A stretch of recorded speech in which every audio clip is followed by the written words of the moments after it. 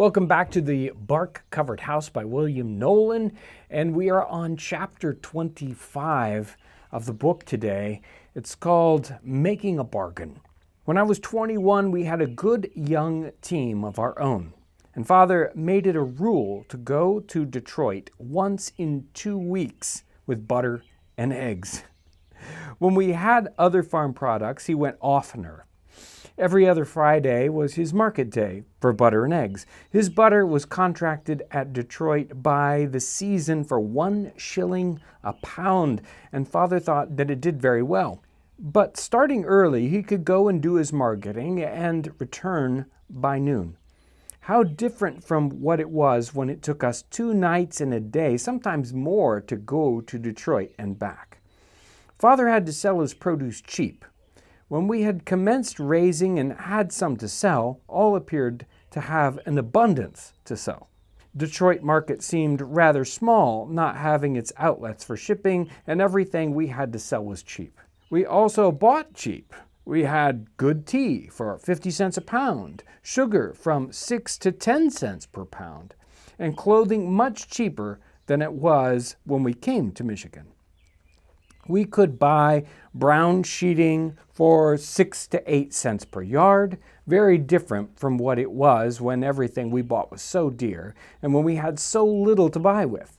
One day, Father and I went to Detroit with a large load of oats, and we drove on to the market and offered them for sale. 18 cents a bushel was the highest offer we could get for them, and Father sold them for that price.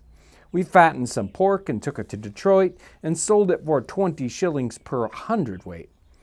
In days back, Father had often paid 1 shilling a pound for pork and brought it home on his arm in a basket over 2 miles. Now we were able to sell more than we had to buy, and the balance of the trade was in our favor, and of course, we were making some money, laying up some for a rainy day or against a time of need. I told Father, as we had a good team, it would be handy if we got me a buggy. I could take Mother at her pleasure, and it would be very handy for me to go around with, so I went and bought one. It was a double buggy with 2 seats, and after the buggy was bought, when Mother and my sisters wished to go to meeting or to visit friends, I would hitch up the team and take them in what I thought was a pretty good style. We had what I called a gay team and, in fact, a good rig for the woods of Michigan. I took care of the team, and when I went out with them, I tried to make those horses shine. I trimmed their head stalls with red balls as large as hen's eggs, and from them hung scarlet ribbons 6 inches long. When I came home in the evenings, between sundown and dark, through the woods, the little horses made the evening breeze fan my passengers, and we left the little songsters in the shade. Now I worked very hard and helped Father all I could in fixing up his farm. He had everything around him that was necessary to make him and Mother comfortable. About this time, I formed a more intimate acquaintance with a young lady, Miss Travers. Although her name was very familiar to me and sounded very beautiful in my ear, somehow or other I wished to have it changed. After I made this acquaintance, I thought I would go to Detroit and spend the next 4th and see what they were doing there and try city life a little. As one of my sisters wanted to go, I gave Miss Travis an invitation to go with us, which invitations she accepted. So when the morning of the 4th came, we started for town. We put up at the Eagle Tavern on Woodbridge Street and spent the day very patriotically. We had what we thought a very splendid dinner. We had the first cherry pie that some of us had eaten since we came to Michigan. We visited all the sites that we could hear of and honored almost every display with our presence. When the salute of the day was fired, of course, we were there, and they fired 1 big gun for Michigan. As the cannon thundered forth its fire and smoke, it seemed to sweep the street with its tremendous force. It was terrible and grand. It seemed to bid defiance to all the world. It was the salute of the cannon of American freemen. We thought we would go over to Canada and see what was going on there. When we were across, we observed that the people didn't seem to be paying any attention to the 4th. But we felt very much like holding independence and thought we would take a walk down towards Sandwich. Of course, I was seeing all I could of Canada, but Miss Travers took the greater part of my attention. The more I enjoyed her company, the more I thought, in view of future life, that it was necessary for me to make a private bargain with her. After we walked as far as we thought it was pleasant, we turned back toward Windsor.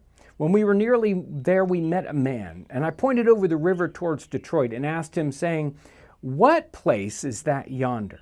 "Why," he says, "that's the United States of America over there." He answered me like a man with frankness, supposing that I was a stranger to Detroit and accompanied by beautiful young ladies of Canada. He naturally supposed that I did not know the place. I left Canada thinking that all of the North American continent ought to belong to the United States. We sailed back to Detroit, the beautiful city of the Straits. We all felt as though we were at home in our own country and thanked our stars that we did not live in Canada, that we lived in the land of the free, and that our flag, the old Star-Spangled Banner, waved over the home of the brave. We went back to the Eagle Tavern. I told the hostler I wanted my team. In a very few minutes he had it ready, and we were on our way home, enjoying our evening ride. I was very attentive and vigilant in the presence of my company. When we were home, we told our parents all the incidents of the day. We had had a good time and had enjoyed ourselves very much. Then I attended to hard work and farming, and I think it would have been difficult to find a man who would have performed more labor than I did until I was past 22 years old. In the meantime, I was having an eye out and thinking of domestic affairs and life. I will not tell what the old folks would call it. I call it falling in love with Miss Travis. I made a private bargain with her and got the consent of her father and mother, which was a hard job for me, although they acquiesced willingly. It was also approved by my parents. We had it ratified by a minister, and afterwards I heard her called by others Mrs. William Knowlin. She had taken a new name upon herself. I left my father's home and built up one for myself and another, and never more to return to my father's house and call it my home. Okay, there's William Knowlin's chapter 25 of the Bark-Covered House. I love the part about, it's like, hey, Dad, maybe you ought to buy me a buggy so that, we can go to town. In fact, he even said, buy me a buggy, not buy you or the family or whatever. It's like the classic, 16-year-old, and maybe, Dad, you ought to buy me a car so that, I can go to trips in the store and it'll make it easier. Very interesting that it's like, sure, go ahead, buy a buggy. And they get a buggy with, two seats, not just, one seat with two people, but, you can have a four-door sedan, basically, of the 1830s. And then the funny, he's talked before about these patriotic sort of gatherings. So the 4th of July is a big deal. And, everybody comes into town and they shoot off a giant cannon and it's all patriotic. And of course, Detroit is right there with Windsor across the river. They cross the river. He doesn't say how. I'm sure there isn't a bridge, so they probably had little ferries. He didn't discuss that, but, he gets ferried across the river. And of course, the Detroit and Windsor is so close that you can just walk along the river. Even today, there are sort of parks on the Canadian side, and you can look over and see Detroit. And there they are walking along in Canada, looking at Detroit from afar. And then that little conversation, they have with somebody about, that's America over there. And then the funny part about, I think the United States should own all of North America.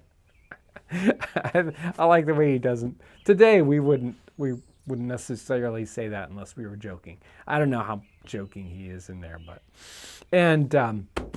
I like the part about the market days. So they go to town twice a week. They go to sell, the eggs, butter, and of course he describes the idea that what they had to offer was what everybody else had to offer. So everybody's got eggs and butter, except for the people in downtown, whatever.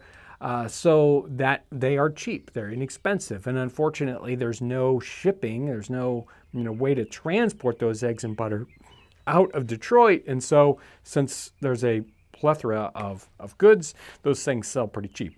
At least there was a market for it, and they were able to make some money off of it. And of course, when they came, all those things were expensive. Now everything is really cheap because lots of people moved in and they're producing exactly the same thing. So standard sort of market situation. But we get a glimpse of just how that plays out with an individual right here. And by now, as he's writing at this point in his age, he's probably writing, and it's probably the 1840s by that time, maybe even the late 1840s, old enough to drive a buggy around and also look for his future wife. So super interesting chapter. I want to thank you for being part of this sort of book study, as it were, as we read through one of the more important books of understanding what it's like to live in early America. Even though this is 1830s and 40s, it still gives us a really good picture of what it was like further east and earlier. So still gives us an idea about what it would be like in the late 18th century or very, very early 19th century, whether you're in Ohio or Pennsylvania. Wonderful book, and I'm so glad it's one of those resources that we have available to us. So I hope you have a great day.